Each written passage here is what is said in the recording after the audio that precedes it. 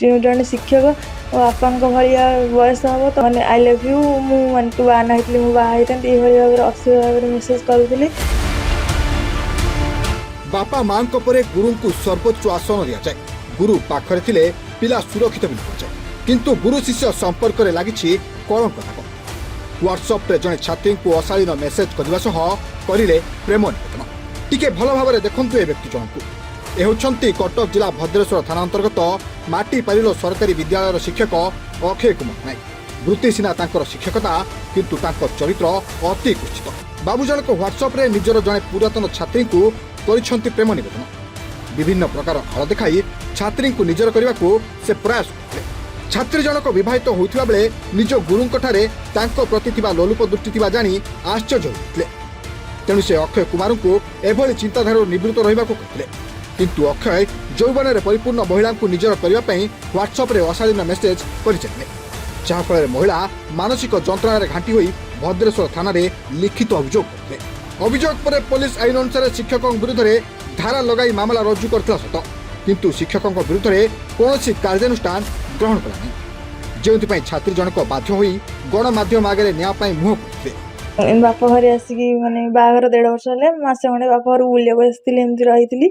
आम गाँ स्कूल रघुनाथ जी विद्या मंदिर अक्षय कुमार नायक एमएससी टीचर 6ष्ठ 7म श्रेणी टीचर मु भी पाखे पाठ पढ़ी छुआटे बेलू मुझे जानी भी माने सी एमती राति 11टा 12टा एमती अश्लील भाव में मो नंबर मेसेज करुले।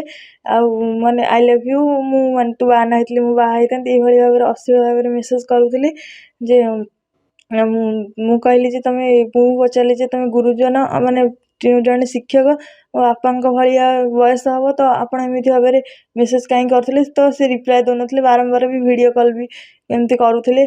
कहले जे निरल आसिले कथा स्कूल आसिले निरल कथा, तो से जड़े एमती माने बारंबार मेसेज करी मु गोटे झील पिला माने मु विचलित हो जाती माने मो मन भी स्थिर ना एभली माने खराब मेसेज कर। तो भद्रेश्वर थाना रे हमर एतला भी दिया है, तो थाना वाला भी किसी पदक्षेप नेउना, तो सी भी अरेस्ट भी ताको करना दोषी भी से निर्दोष रे बुलुए। तो मते न्याय दरकार से टीचर ना गोटे कलंक, तेणु से चाकरी करने से योग्य नुहंती। तो स्कूल भली माने विद्यालय भली गोटे एक मंदिर रे से रहियर भी तांकर जगह ही नहीं, स्थान नहीं। तो झील बुलवा आईथिले आउ सार माटीपारिलो विद्या मंदिर रघुनाथ जी सार अक्षय कुमार नायक आउ मो झील को बारंबार मेसेज करची आ बारंबार फोन करके राति रे 10टा 11टारे फोन करके अश्लील भाव में मेसेज करची। आमे जाइकी भद्रेश्वर थाना रे आमे रेफार देइचु। रेफार देला सते सी आउ किछि पदक्षेप नेलेनी। आमे तांकु चाहूचु तुरंत ताकु अरेस्ट करंतु, ए विषय रे तदंत करंतु। से सारे एमितिका जघन्य अपराधी से छोट बड़ पिला एमती कहले आ से छोट पिला तांका पाखरे कोन पाठ पढ़िबे। छोट पिला से किभली भाव में व्यवहार करिवे, सी आउ से स्कूल रे सार हेबार तांकर मास्टर हेबार योग्यता नाही। तेबे कथार अच्छी बाड़ जदि फसल खाए तेबे दोष क्या देवा। पीड़िता छात्री जनक न्याय थानार द्वारस्थ होते, किंतु थाना कुआड़े शिक्षकों को तुरंत बेल हो जाए कई जड़े परामर्श देते, जहाँ को शिक्षक अक्षय कुमार निज मुहरे स्वीकार कर थाना आपको जो आप संध्याराणी जी सिंह अच्छा आईएएस आपको किसी कलफल कर जन कि अवगत कर सी मत मैडम कही एमती आप केस अच्छी तेणु आप माने